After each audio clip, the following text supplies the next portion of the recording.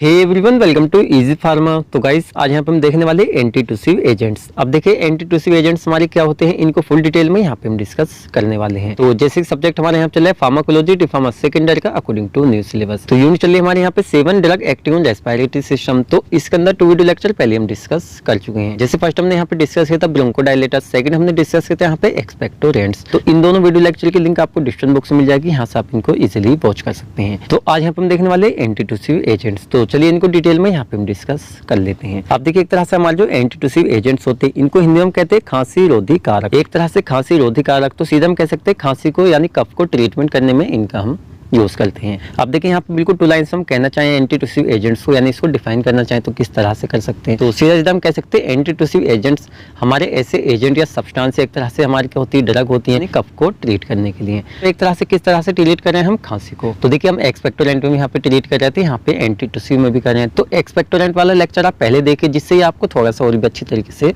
समझ में आ जाए। तो क्या करते हैं, एक तरह से जब हम एंटीटूसिव एजेंट को बॉडी में लेते हैं तो सीधा जो एक तरह से सेंट्रल नर्वस सिस्टम पे क्या होता है, हमारा कफ सेंटर होता है, तो उसको क्या कर देते हैं, एक तरह से सप्रेस कर देते हैं या डिप्रेस कर देते हैं। कौन, जो हमारे यहाँ पे एंटीटूसिव एजेंट होते हैं। अब भी आप इस तरह समझिए, आप किसी चीज की मेन सोर्स को खत्म कर दीजिए। एक तरह से कफ जो होता है एक तरह से कह सकते हैं मतलब मुकस वगैरह बलगम वगैरह होता है तो खांसी वगैरह हो जाती है।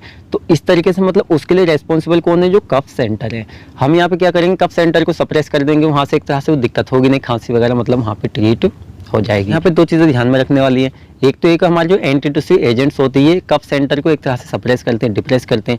सेकंड एक तरह से हमारा जो ड्राई कफ होता है यानी नॉन प्रोटेक्टिव कफ जो होता है उसमें यहाँ पे हम यूज करते हैं किसका, एंटीटूसिव एजेंट्स का। तो इन बातों को आप माइंड में रखिए। इसी के साथ चलिए यहाँ पे इसको डिटेल में देख लेते हैं। तो चलिए फर्स्ट यहाँ पे हम देख लेते हैं इसकी definition. An antitussives are a cough suppressant drug which are used in the treatment of cough, या एक तरह से कोल्ड। क्योंकि कोल्ड में क्या होता है, कई बार हमें खांसी वगैरह कफ हो जाता है। तो सीधा हम कह सकते हैं एंटीटूसिव एजेंट जो होते हैं एक तरह से हमारे कफ सप्रेसेंट ड्रग होती है, जो एक तरह से यूज की जाती है ट्रीट करने के लिए कफ को और साथ ही में कोल्ड को। सेकंड हम देख लेते हैं these drugs are used for dry और नॉन प्रोडक्टिव कफ। अब देखिए यहाँ पे प्रोडक्टिव नॉन प्रोडक्टिव, तो सीधा हम कह सकते हैं जो एक तरह से हमारे क्या होता है ड्राई कफ होता है उसको नॉन प्रोडक्टिव कहते हैं। साथ में एक तरह से जो क्या होता है मतलब ड्राई नहीं होता है उसको एक तरह से हम कहते हैं प्रोडक्टिव। तो इस तरह से आप समझिए। साथ में नेक्स्ट हम देख लेते हैं antitussive are drug that act in this CNS. एक तरह से कह सकते हैं हमारी जो क्या होती है एंटीटूसिव ड्रग होती है सीधा सेंट्रल नर्वस सिस्टम पे क्या करते हैं, इफेक्ट करती हैं।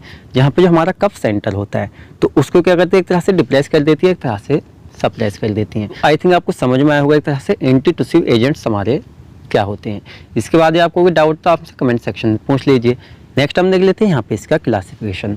अब देखिए क्लासिफिकेशन नॉर्मली हम देखते हैं कौन कौन सी हमारी ड्रग होती है जिनका एक तरह से हम यूज़ करते हैं क्या करने के लिए, मतलब एक तरह से कफ वगैरह को ट्रीट करने के लिए और एज ए एंटीटूसिव एजेंट की फॉर्म में। देखिए यहाँ पे मेन चीज़ ये है कि अभी एक तरह से हमारा जो कफ सेंटर है तो भाई इसको हम सप्रेस कर रहे हैं, एक तरह से डिप्रेस कर रहे हैं, तो सीधा हम इस तरह की ड्रग का यूज़ करते हैं जो एक तरह से नार्कोटिक कैटेगरी में आती है, थोड़ी नशीले टाइप में। तो इसमें हमारी फर्स्ट हो जाती है यहाँ पे ओपियोइड ड्रग। अब ओपियोइड क्या होती है पीछे हमने आपको डिटेल में पढ़ाया हुआ, पूरा हमारा इसके ऊपर एक टॉपिक था। तो इसमें हमारी कौन कौन सी यहाँ पे ड्रग आएंगी, फर्स्ट इसमें हमारी कोडीन आती है, सेकंड इसमें फोल कोडीन आ जाती है और साथ ही में मॉर्फिन वगैरह।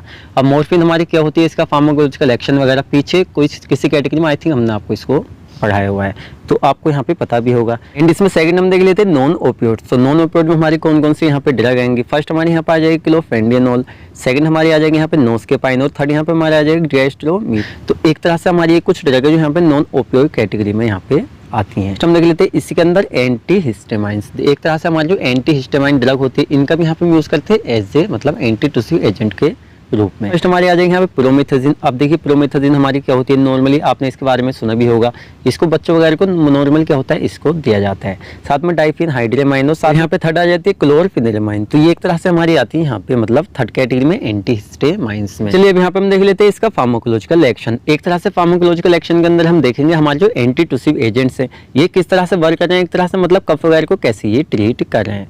तो चलिए इसी को यहाँ पे हम देख लेते हैं। फर्स्ट हम देख लेते हैं इसमें ओपियोइड्स, जो हमारी ओपियोइड ड्रग होती है सीधा सीधा क्या करती है देख लेते हैं इसमें, सप्रेस से depress the cough reflex by acting on the cough centre in the medulla. अगर हमारे जो एंटीटूसिव एजेंट्स होते हैं पीछे में आपको बताया सीधे सीएनएस पे एक तरह से वर्क करते हैं और हमारे जो एक तरह से मेडुला में क्या होता है कफ सेंटर होता है उसको जाके सीधे सप्रेस कर देती है, डिप्रेस कर देते हैं, जिससे एक तरह से मतलब ये जो खांसी वगैरह है वहाँ पे ट्रीट हो जाती है। क्योंकि भी एक तरह से जो कफ सेंटर है वो एक तरह से कफ के लिए यहाँ पे रेस्पॉन्सिबल है, वही एक तरह से नहीं होगा तो कैसे एक तरह से कफ वहाँ पे रहेगा। तो एक तरह से इससे भी ट्रीट आता है।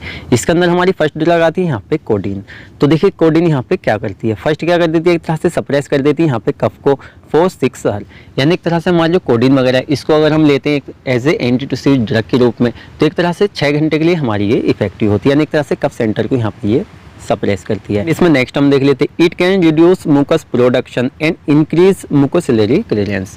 देखिए सीधा हम कह सकते हैं एक तरह से हमारा जो कोडिन है इसको एक तरह से हम बॉडी में यूज करें तो भी सीधा हमारा क्या हो रहा है, जो कफ सेंटर वगैरह है वहाँ पे सप्रेस हो रहा है, तो मुकस का प्रोडक्शन तो यहाँ पे एक तरह से रिड्यूस हो ही जाएगा, क्योंकि मुकस का प्रोडक्शन के लिए कौन रेस्पॉन्सिबल था, एक तरह से हमारा जो बलगम वगैरह होता है उसके लिए रेस्पॉन्सिबल कौन होता है, कफ सेंटर होता है, उसको यहाँ पे हमने सप्रेस कर दिया तो एक तरह से यहाँ पे जो उसका प्रोडक्शन है मुकस का वो यहाँ पे रिड्यूस हो जाएगा, इंक्रीज हो जाएगा मुकोसिलरी क्लियरेंस, एक तरह से मतलब जो कफ वगैरह है उसको एक तरह से मतलब हेल्प मिल जाएगी बाहर आने में। इसमें सेकंड हम देख लेते हैं नॉन ओपियोइड्स। तो देखिए नॉन ओपियोइड्स के अंदर हमारी ड्रग आती है यहाँ पे नोस्केपिन, तो एक तरह से इसी को यहाँ पे हम देख लेते हैं किस तरह से ये इफेक्ट करती है। It is an benzyl isoquinoline alkaloid, तो एक तरह से हमारा होता है, साथ में इसको जो हम कंटेन करते हैं यानी कहाँ से हमें ये मिलता है, तो प्लांट से एक तरह से हमें मिलता है और साथ में एक तरह से पेपरेसी फैमिली होती है जिसमें एक तरह से मतलब ये आता है।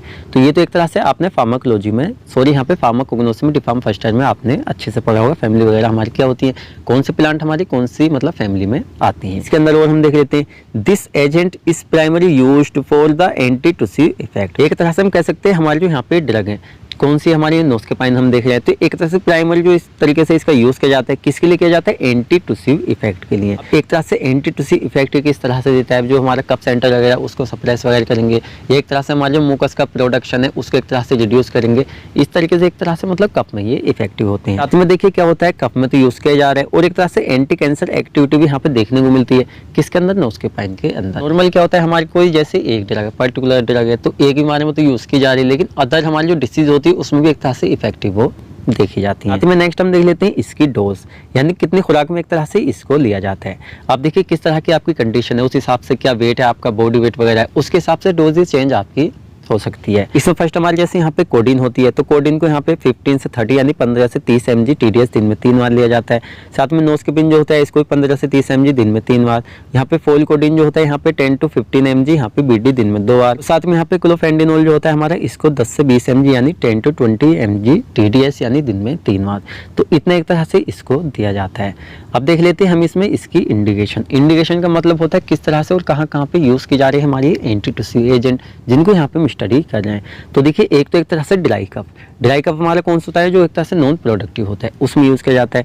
साथ में एक तरह से कोल्ड वगैरह के उससे जो हमें खांसी वगैरह हो जाती है उसमें, साथ में फ्लू वगैरह हो जाता है, क्या होता है मतलब बुखार वगैरह हो गया, उसमें जुकाम खांसी वगैरह हो गई, तो इस तरह से इसका हम यूज़ कर सकते हैं। साथ ही में इसमें नेक्स्ट हम देख लेते हैं जैसे ब्रीथिंग इलनेस।